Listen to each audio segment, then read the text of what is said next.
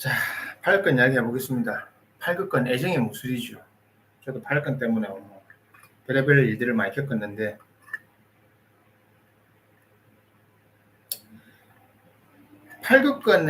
팔극권이라는 무술 자체의 장점이 분명히 있어요. 장점도 있고 단점도 있고 한데, 사실은 팔극권은 정확하게 말하면 장점보다 단점이 많은 무술이었습니다. 사실은 장점보다 단점이 많았기 때문에 뭐 100개 정도 받아요. 8극과 100개가 합쳐지면 어쩌나 그럴 수밖에 없어요. 8극권의 태생적인 어떤 그 구조상 사실은 8권 알려지게 된 거는 마사다루 위치의 만화 때문이었죠. 그죠? 고나라고 하는 만화. 그러니까 본인이 그 사람은 일본에서는 공수도가로 활동하다가 중국 무술에 관심을 가지면서 맨 처음 간 데가 대만이었죠. 그 대만 가가지고 어떻게든 하다가 무단을 찾아가면서 처음 8권을 가까이 하게 되고 소옥장이라든가 이런 뭐 서기 그 유은초 이런 분들 만나면서 처음에 그걸 했고 그리고 본인이 또 그러면 찾아봐야 되겠다 해가지고 중국에 가게 돼가지고 그때 당시 그러잖아요. 오시개운 8권 그 동네를 찾아갔다면 그 사람들이 자기 동네에 외국인이 왜 오지? 한번 놀랬다고 자기 말씀을 책에 적어놨어요. 그때 가서 만난 사람이 오렌지거든요.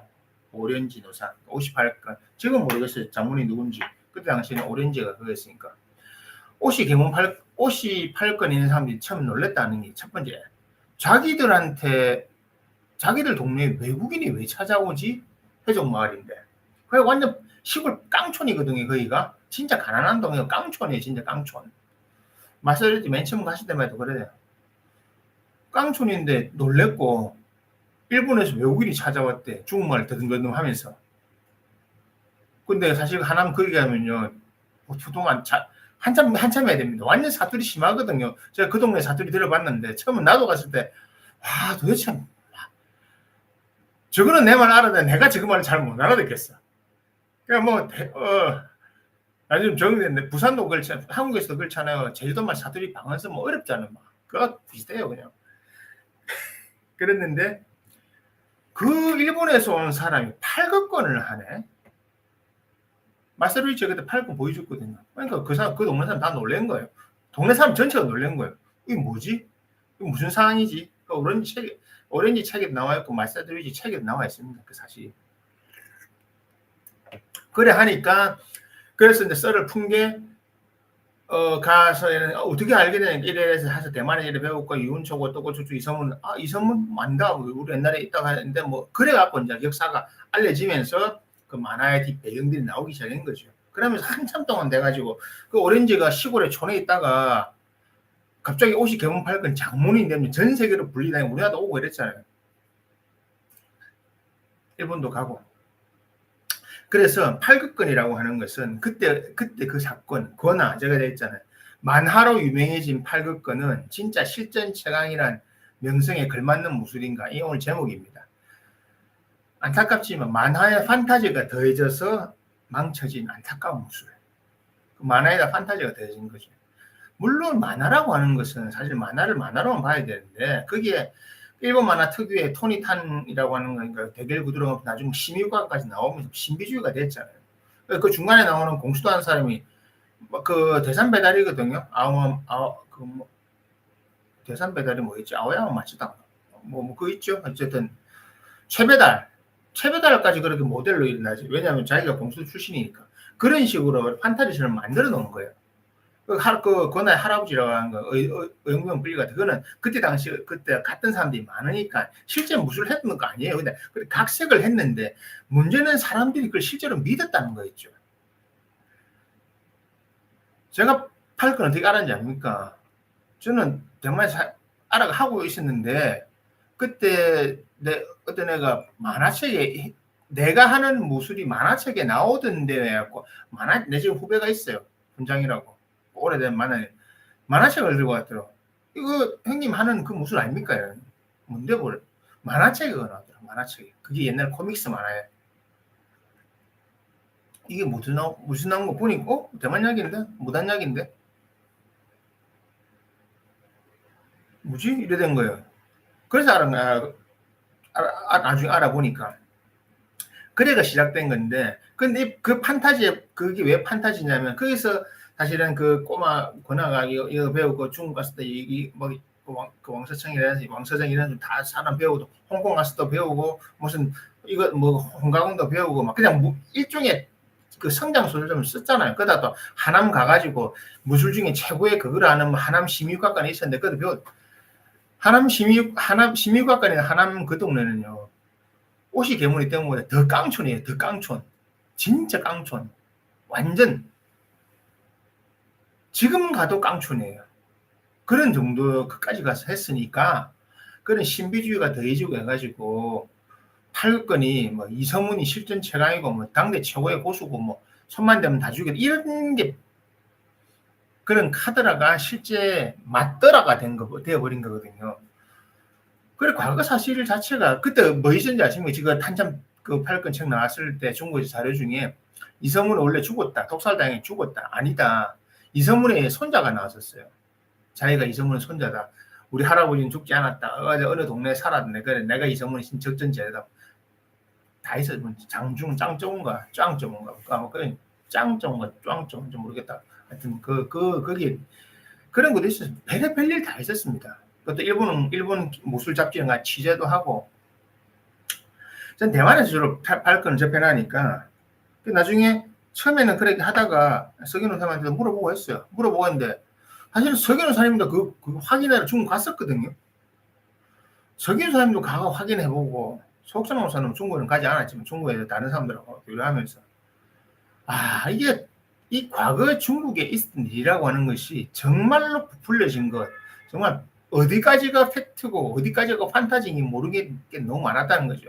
진짜 저 내각권 우리는 또 제가 역종학 태극권 얘기는 그 천진무사에 있던 그분들이 한 거기 때문에 또 우리 역종학의 사부님께서 갖고 있던 자료에 보면 천진무사에서 그 천진무사에서 뭐 이성문이 탑이었다. 천진에서 이성문이 대빵했다는데 천진무사의 자료를 보면 안 그래요. 천진무사의 그 자료 안에 이성문이 거기 있는 몇십 명의 고수 안에 이성문을 끼지 못했다. 그 사진도 안 남아있다. 이렇게 하는 거고. 이경호 장군 남아있거든요. 검술하신 뭐 무당파. 그래서 저는 그거 옛날에 막 찾아본 자료를 중국에서 나온 자료하고 한참 연구해가 본 적이 있어요. 다 번역해가 다 보고 있는데 제가 내린 결론이 뭔지 압니까? 팔극권은 이 만화를 실제라고 믿고 이 만화의 영향력이 커지니까 중국에서 너도 나도 다 들고 나와가지고 판타지에 겹쳐지고 전부 다 사실 우리 이러고 되면서 죄송합니다. 판타지가 된 그냥 태극권보다 더한 판타지가 된 그 무술이었다. 그런데 팔극권이 그렇게 실전 최강이었냐? 실전 최강이라는 말 자체가 사실 의미가 없거든요. 팔극권 말고 다른 좋은 무술도 많은데 저는 이렇게 얘기하고 싶어요. 팔극권은 참 좋은 무술이에요. 하지만 단점이 많은 무술이에요. 그 단점을 극복하기 위해서 팔극권을 하던 사람들은 백계장을 받아들이고 아니면 통백원을 받아들이고 그 서안에 있는 그 산세성 서안에 있는 그런 거 통배백계 팔기장 이런 거 받아들이고 했던 거고 또 누군가는 그 당랑권 소옥창무소는 당랑권의 팔극은 당랑권 합쳐가지고 팔극 당랑권이라는 걸 만들었잖아요. 자기 당랑권 그리고 윤춘원 선생님 팔극 합쳐가지고 팔극 빠지 당랑이나 빠지 탕랑이라고 하는 아예 그 문파를 서로 무술을 제정을 하고 그 문파를 만들었고 지금 소옥창무소가 전하는 것은 팔극권만 전하지 않습니다. 팔극 당랑권의 형태로 전하고 있는 겁니다. 지금 전해지고 있어요. 대만에서 전 세계 제자들이 있어가지고 그렇게 된 겁니다. 손호사가 한 이야기 직접 하신 이야기거든요. 직접 우리가 밥 먹을 때 한 거예요. 예. 밥 같이 먹는 게 있어가지고 밥 먹을 때 팔극권은 사실은 당랑권보다 팔극권이 단점이 많다. 하지만 단점이 많지만 그것을 극복할 수 있는 功夫가 있다.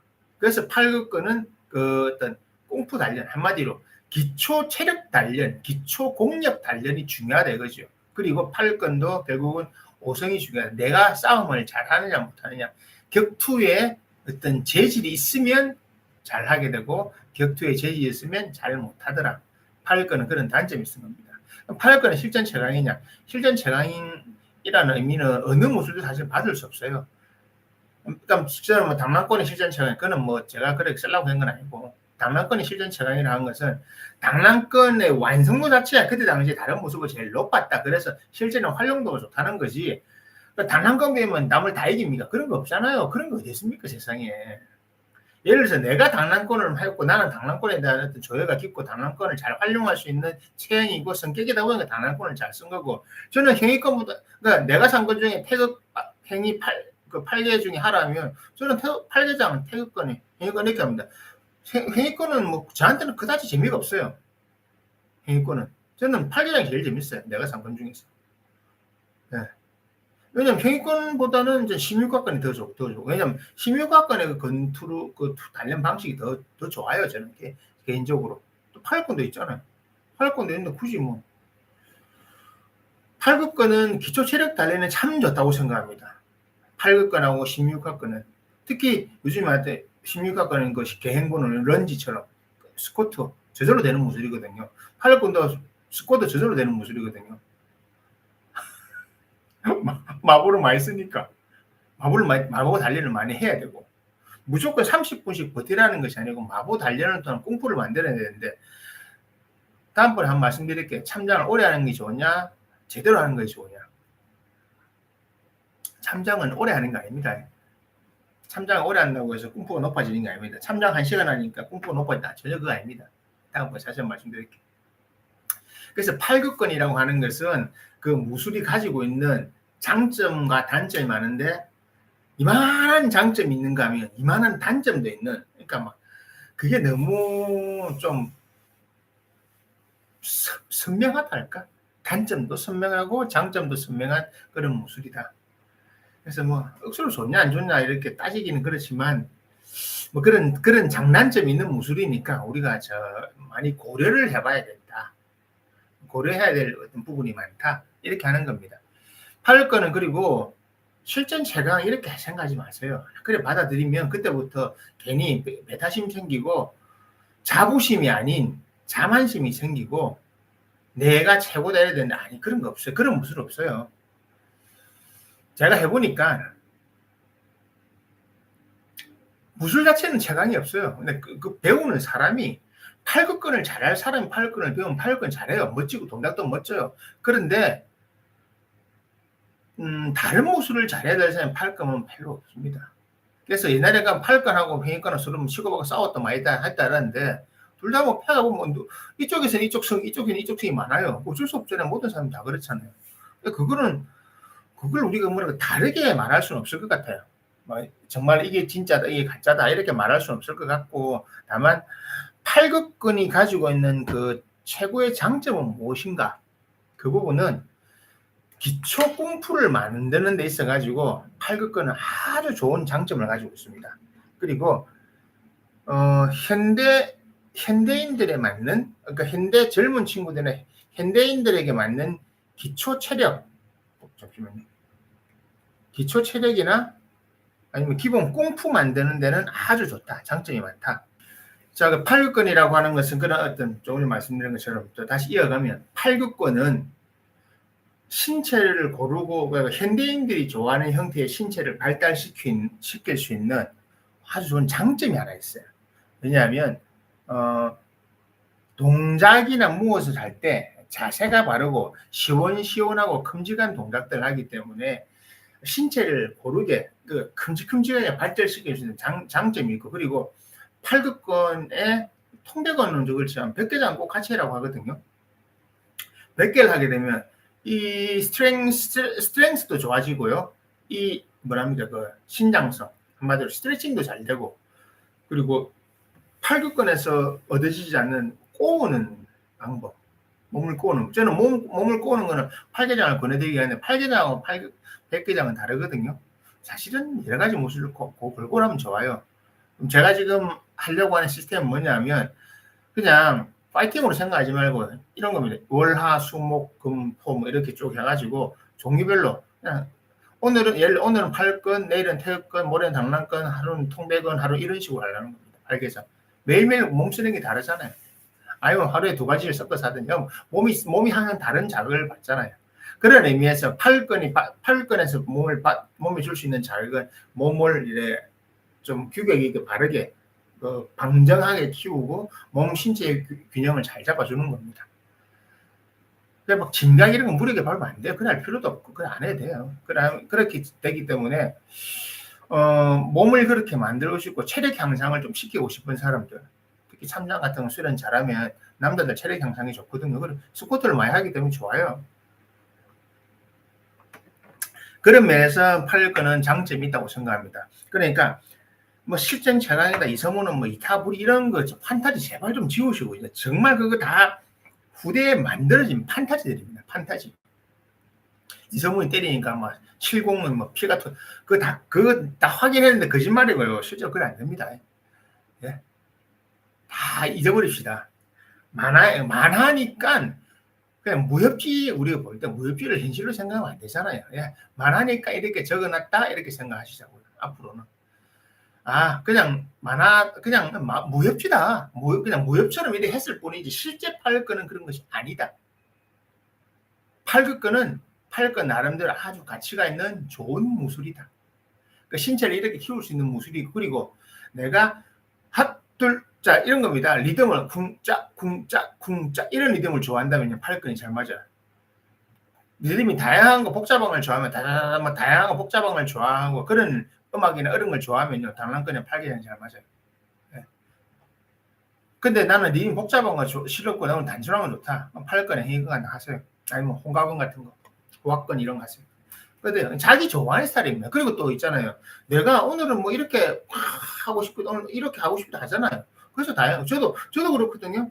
오늘은 이거 연습을 많이 하고 싶은 거예요. 몸이 좀 술 먹었는데 찌뿌듯하네. 그럼 팔대장 연습 더 많이 하는 거예요. 팔대장이 재밌으니까. 근데 오늘 몸 좀 붙여봐요. 그럼 학권 하는 거면 호학권 하고 팔권 하는 거면 그대로 정주 연습하고, 네. 고타, 철상고 연습하고 하는 겁니다. 철상고도 하고 뭐 이거 명호 경파사 이런 거 연습하는 겁니다. 재밌거든요. 이거 명호 경파사는 팍팍 하면 재밌어요. 내 몸에서 팍팍 에너지가 느껴지기 때문에. 뭐 그런 거예요. 패왕정주 이런 거 하면 몸을 다양하게 쓰기 때문에 재밌어요. 그런 의미로 하면 팔근의 장점이 많습니다. 그런 의미로. 동작이 큼직큼직하니까 저는 그런 의미로 받아들이고 가까이 하자 이렇게 하는 겁니다. 그게 좋잖아요. 그죠? 괜히 이상하게 해가지고 다른 거 하지 말자고. 이 만화와 판타지로 이 팔근의 본질이 흩어지면 되겠습니까? 망하면 안 되잖아요. 팔근 좋은 무술이란 말입니다. 근데 그것이 우리는 만화와 판타지로 팔근의 본질을 우리가 잃어버리고 있다. 팔근의 본질을 놓치고 있다. 그게 참 안타깝습니다. 그러니까 팔근이 가지고 있는 장점. 그거는 직접 찾아오시면 제가 설명해 드릴 수도 있고 아니면 다른 영상을 보더라도 그래도 이제 저는 팔근의 장점 알려드리는 겁니다. 몸을 그렇게 키울 수 있고 그런 재미가 있다. 그래서 그런 면을 보시고 실전 최강, 이타불이 미서문이 최고였다. 천하를 다 했어. 이런 것 진짜 좀 그런 단어들 진짜 그래서 환상이 벗어나 이제 벗어나야 되잖아요. 무협지처럼 했던 그 만화가 틀렸다는 게 아니고 만화는 만화일 뿐. 그리고 예전에 막 나왔던 무림 그런 이야기들 카드라 통신들 누구 어떻게 했다더라. 현대 지금은요 다 모든 것이 기록이 남아있기 때문에 증명이 됩니다. 근데 증명 안 돼 있잖아요. 기록 안 남아있잖아요. 그래서 그럽니다. 중국의 그 중화민국 청말 민초에 있었던 그런 무협지 이야기들은 그런 것도 있었겠지 정도로 넘기라고요. 저도 그래 넘깁니다. 옛날에 그런 사람 있었죠. 철적 있었죠. 상원상 조사께서 그런 거 하셨죠. 상원상 조사가 책에 남긴 게 있거든요. 옛날에 철적불 이야기했나 그거 다 가짜다. 그 사람들이 그래 만든 거다. 본인이 직접 그렇게 말씀하셨습니다. 당신 자신께서 당신 입으로 말씀하셨어요. 그 가짜다. 원래 그런 거 그냥 다 부풀렸다. 그 말씀하신 거예요. 그래 말아보십시오. 팔근도 부풀려짐이 많을 뿐 그 무술 자체가 나쁘거나 그런 건 아니에요. 팔극근은 그런 나쁜 무술이 아니다. 팔극근은 좋은 무술이다. 하지만 팔극근이 좋은 무술인데 그것이 옛날에 만화나 이런 것으로 가려지거나 이렇게 되면 안 된다. 그런 겁니다. 팔건 좋은 무술입니다. 좋은 무술인데 실전 최강 아니 뭐 천할 다슬 이렇게 생각하지 말자고. 이제 그 옛날 만화 판타지 있는 거에 벗어나가지고 우리가 알 수 있는 좋은 방법으로 좀 접근하자. 그러면 우리가 선택할 수 있는 좋은 체력 단련법 그리고 레크레이션이 있잖아요. 달리기 하는 것보다는 주로를 많이 하면 또 같은 운동 효과도 있고 재밌으니까 그렇게 접근하자는 겁니다. 아시겠죠, 그죠? 그래 하시면 좋아요. 그러면 중국 무술의 장점들이 다 있습니다. 자꾸 뭐 실전 제가 어떻고 저쩌고 네가 세니 내가 세니 그럼 막 그거하고 똑같은 거잖아. 뭐 좀 오엽시 그막 좀 가면 뭐 그 금룡의 그 뭡니까 그 김용의 그 영웅문 세계 중에 어느 무술이 제일 세냐? 그 말이 됩니까? 실존을 하지도 않은 걸 뭘 어떻게 세요? 뭐 세게 뭐가 세? 아무도 없는데 뭐 증명을 어떻게 해요? 그거 누가 제일 세겠뇨? 금룡이 제일 세다는 게 제일 세겠지. 안 그래요? 그렇잖아요. 그러니까 그렇게 생각하지 맙시다. 아시겠죠? 그래서 그냥 이제는 그런 이야기 다 전설적인 이야기 말도 안 되는 중국에서 나왔던 옛날 이야기 다 잊어버리시고 이제는 중국 무술을 그런 것을 싹 벗어버리고 그냥 알맹이 그대로만 접근하는 그 제가 늘 이야기하는 게 그겁니다. 이제는 중국 무술을 다 옛날 했던 거 다 잊어버리고 그냥 본질에 들어가서 어떻게 접근해 나가서 어떻게 수련하면서 우리의 오래 살아야 되는 우리들이 건강을 지켜나가고 또 재밌는 체육 활동을 할까 이렇게 가자고요. 그러시면 제일 좋습니다. 예. 그런 의미에서 이제 계속 그런 식으로 강의할 거고 뭐 실전 제가 이런 거 다 의미 없습니다. 그리고 어느 무술이 제일 좋냐? 제일 좋은 무술은 없어요. 제일 재밌는 무술은 있을 수 있어요. 본인한테. 예. 저는 제가 지금 거의 한 6개밖에 안 하잖아요. 제가 할 줄 아는 것 중에 다 짧게 정리해놨거든요. 투로. 예. 그 6개 매일 하는 것도 아니고 어떤 건 좀 매일 할 때도 있고 어떤 건 또 다른 거 할 때도 있고 그런 겁니다. 그래 하시면 됩니다. 자, 그래서 팔건에 대한 이야기. 자, 뭐라고 적어놨 만화로 유명해진 팔건 진짜 실전 최강인가? 아니요. 실전 최강 이렇게 하지 마세요. 명성은 있는 무술은 맞습니다. 실전 최강 이런 거 아니고요. 판타지 만화 때문에 망쳐진 무술인데 이제 그 본질을 봅시다. 팔극건, 담랑건, 해익건 다 마찬가지입니다. 네. 그걸 하시자고요.